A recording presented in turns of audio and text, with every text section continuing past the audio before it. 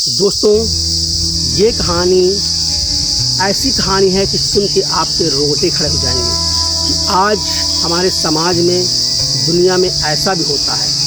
एक लड़का जिस लड़की को अपना दिलो जान से प्यार करता है, अपना सब कुछ न्यौछावर कर देता है, अपना तन मन धन सौंप देता है, अपनी पूरी लाइफ उसको समर्पित कर देता है, अंततः आखिर वही लड़की उसे क्यों धोखा देती है। और धोखा तो अलग बात है दोस्तों, धोखा तो देना आम बात है, लेकिन उसकी हत्या करने पर क्यों उतारू हो जाती है, उसकी हत्या क्यों करती है, ये कहानी यही है दोस्तों। तो बहुत ध्यान से आप लोग सुनिएगा। केवल मात्र 10 मिनट की कहानी है। 10 मिनट में आपको पूरी स्टोरी पता चल जाएगा कि लड़की ने क्यों लड़के को धोखा दिया और क्यों उसकी हत्या की। ये आपको देखना दोस्तों, बहुत बेहतरीन कहानी है। बस 5 मिनट मात्र आपसे हम टाइम आपसे केवल मात्र हम 10 मिनट टाइम नहीं पाते दोस्तों। रूपेश नाम का एक लड़का होता है जो इंटरमीडिएट में पढ़ रहा होता है, और उसी के बगल की गांव की एक लड़की अंजलि होती है, वो भी उसी कक्षा में पढ़ती होती है। दोस्तों, दोनों में समय के साथ साथ दोनों में अथाह प्रेम हो जाता है। वो दोनों एक साथ साइकिल से स्कूल आते जाते हैं और साथ ही जाते हैं, साथ ही पढ़ाई करते हैं। दोपहर में लंच जब होता है तो चोरी चुपके एक दूसरे का अपना भोजन भी आदान प्रदान कर देते हैं।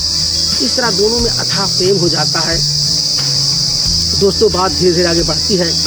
जब लड़का और थोड़ा बड़ा हो जाता है, ग्रेजुएशन में पढ़ने लगता है, तो उस लड़के के पास कुछ पैसा आ जाता है। अपनी ज़मीन उमीन कुछ बेचे रहता है, तो उसके पास कम से कम 8-10 लाख रुपया पैसा हो जाता है। तो इतना मोहब्बत करता है, उससे इतना प्यार करता है कि शादी से पहले पहले उसको अपना सब कुछ देना चाहता है।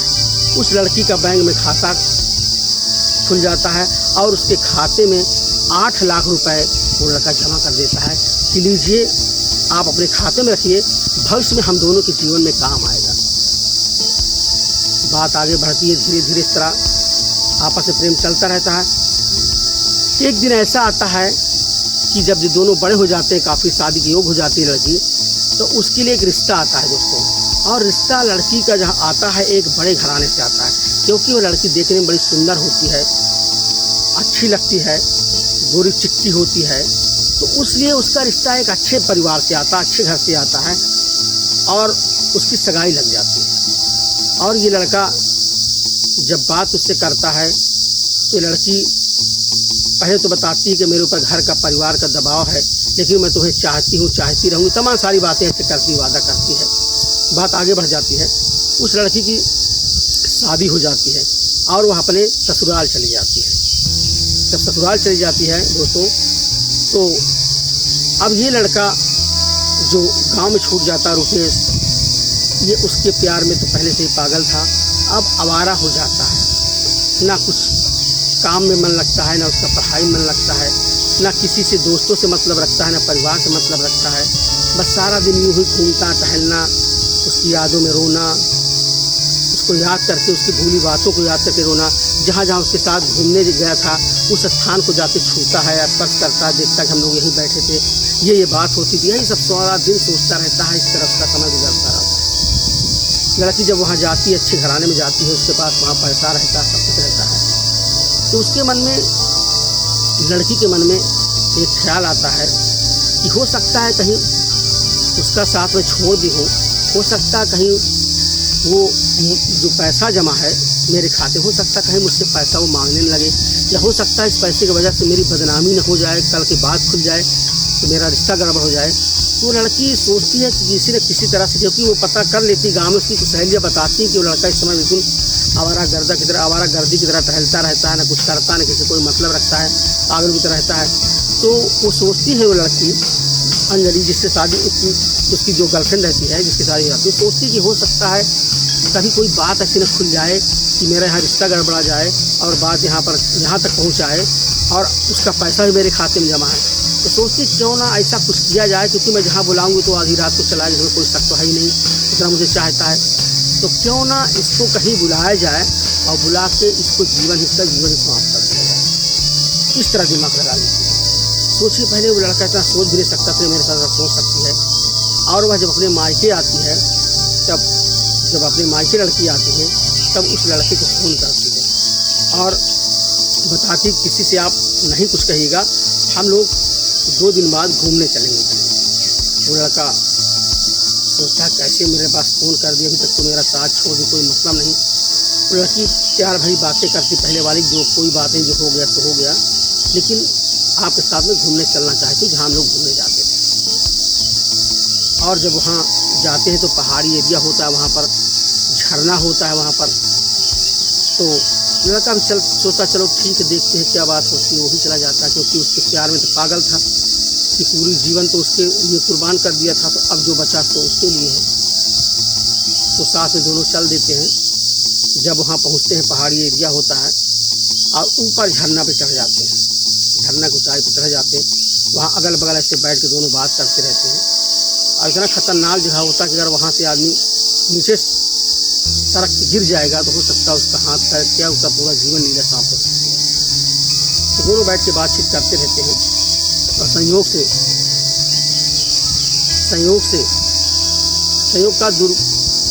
से कहा कहेंगे हम, ऐसे दोनों बैठ के बातचीत करते रहते हैं। और लड़की जब देखती कि आसपास दूर दूर तक कोई नहीं दिखाई देता, उसके मन में तो चल रहा था कि इसको समाप्त करना है। और वो लड़की सोचती इसको समाप्त कर देंगे तो हमारा पूरा झंझट समाप्त हो जाएगा, ना कोई बात होगी ना कुछ होगी। और वो लड़की जो है उसके साथ और नज़दीक आके बैठ जाती है, कंधे पे हाथ रख देती है, कंधे पे हाथ रख के बैठ जाती, बात करती रहती है। और अचानक उसको धक्का देती है उसको, और धक्का इतना तेज लगता है उसको, वो लड़का लुढ़क के और जहाँ से झरना का पानी गिरता है उसी में जाके गिर जाता है। और जब लड़की देखती कि लड़का पानी के अंदर चला गया, काफ़ी गहरा था नीचे, वो सोचती कि अब तो निश्चित रूप से मर जाए, क्योंकि पहाड़ी एरिया था। और वो लड़की छोड़कर वहीं से भाग आती है, चली आती है। और 2 दिन बाद फिर अपने मायके चली जाती है। और एक दिन बाद ही अपने ससुराल चले जाते हैं। और घर वाले उस लड़के को ध्यान से नहीं दे पाते। हो सकता हमारा गर्दी है, 1-1 महीना 10-10 दिन 20-20 दिन बाहर रहता था, किसी से कोई मतलब तो रखता नहीं था। लोग सोचते होगा कहीं टहलता घूमता, कोई मतलब नहीं। वो लड़के अपने ससुराल चल जाती है, कुछ दिन गुजरता है, महीना 2 महीना 4 महीना गुजरता है। एक दिन एक निमंत्रण होता है, और उस निमंत्रण में लड़की अपने परिवार के साथ, अपने ससुराल वालों के साथ, अपने पति के साथ वो निमंत्रण में जाती है। वो निमंत्रण जहाँ निमंत्रण जाते हैं लोग, उसकी सहेली की शादी रहती है। उस लड़की की सहेली की शादी होती है, वहाँ निमंत्रण में लोग जाते हैं। और संयोग से जब वहाँ पहुँचते हैं तो सब लोग वहाँ खाना खाते रहते हैं, एक दूसरे से बातचीत करते रहते हैं। और संयोग से खाना खाने के बाद जब लड़की घूमते टहलते थोड़ा दूसरी तरफ जब जाती है तो वहाँ देखती है वही उसका बॉयफ्रेंड रुपेश, जिसे उसने धक्का दे दिया था पहाड़ से। वो लड़का एक किनारे कुर्सी पे बैठा गुमसुम कुछ सोच रहा था। जैसे उसने देखा उसके तो होश उड़ गए, यार ये कैसे जिंदा। और उस लड़के की भी नज़र पड़ जाती उसको। और जब लड़का देखता है तो लड़के की आँख से, रुपेश की आँख से आंसू बहने लगते हैं, झरझर दोनों आँख से आंसू बहने लगते हैं। और जब वो लड़की देखती सकपका जाती है, डर जाती है। तब रुपेश उसको बुलाता अपने पास कि अंजलि आओ बैठो मेरे पास।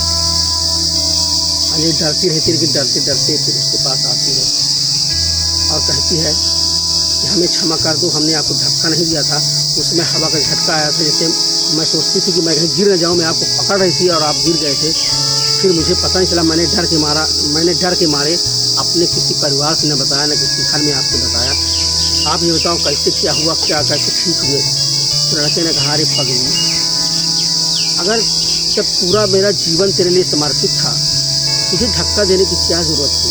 अरे तू तो अगर मेरा कलेजा अगर मांग लेती तो कलेजा पर निकाल के तेरे में हाथ में देता। अगर मैं तो तुझे जीवन में खुशी देखना चाहता था कि बस तू खुश रहे, हंसती रहे, मुस्कुराती रहे, चाहे जिसके साथ रहे, बस केवल इस दुनिया में रहे तो तू खुश तो रहे। इसके अलावा मुझे और कुछ नहीं चाहिए था, लेकिन तूने तो मेरी जीवन लीला समाप्त करने की कोशिश की थी। अगर तू चाहे तो आज भी मेरी हत्या कर दे, कुछ मैं किसी से मतलब नहीं रखूँगा, ना कुछ से किसी से बताऊँगा, तो अपने हाथों से जहर दे दे मैं खा लूँगा। लेकिन ऐसी बेवफाई जो मेरा दिल तोड़ दी, लड़की सुनती रही और जो अपनी आंखों से आंसू देने लगी। मुझसे बहुत बड़ी भूल हो गई। जिस लड़के ने मेरा अपना सब कुछ समर्पित कर दिया, आज उसके साथ इतना बड़ा मैंने धोखा कर दिया। ईश्वर मुझे माफ नहीं करेगा।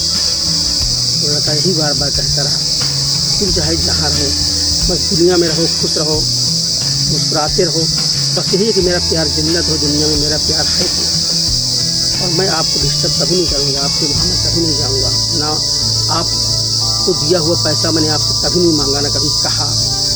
लेकिन आपने ये मेरे बारे में कैसे सोच लिया। दोस्तों, ये दुख दर्द भरी कहानी। और फिर दोनों अलग हो जाते हैं और लड़की कहती है उससे, तुम अब रुपेश अपनी शादी कर लो, अपनी ज़िंदगी बसा लो। रुपेश कहता नहीं, शादी सामाजिक बंधन में बनना, समाज के सामने शादी नहीं होती है। शादी तो मेरी हो गई है, अब जीवन पर्यंत मुझे किसी दूसरे के साथ थोड़ी रहना। दिल मेरा तो एक ही है ना, दो दिल तो है नहीं, मेरा एक है, तो किसी के साथ चला गया। अब तो मैं किसी के साथ शादी कर नहीं सकता। और लड़की भी रोने लगती है। अब कुछ देर बाद उसका पति भी आता है और उससे लड़का जब आता पूछता है, कौन बताते कि हाँ हमारे रिलेशन की ऐसे बातचीत हो रही थी। लड़का बताता है कि हाँ ये हम लोग साथ में पढ़ते थे। यहीं से वो लड़का अपनी पत्नी को, अंजलि को बुलाता है और फिर लोग निकल जाते हैं। और दोस्तों, वो लड़का अकेला तन्हा फिर अपना जीवन शुरुआत कर देता अपने जीवन की। दोस्तों, यही दुख भरी कहानी है। आज संसार में, दुनिया में वास्तव में ऐसे होता है, ऐसे ही होता है। इसलिए निश्चित रूप से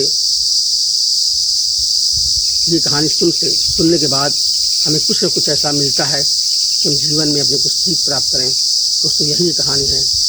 तो इसी तरह हम सच्ची घटना लेके आते रहते हैं और अगली कहानी सुनने के लिए हमारे चैनल के पीनामा को आप लोग सब्सक्राइब जरूर कर लें। तब तक के लिए नमस्कार, जय हिंद।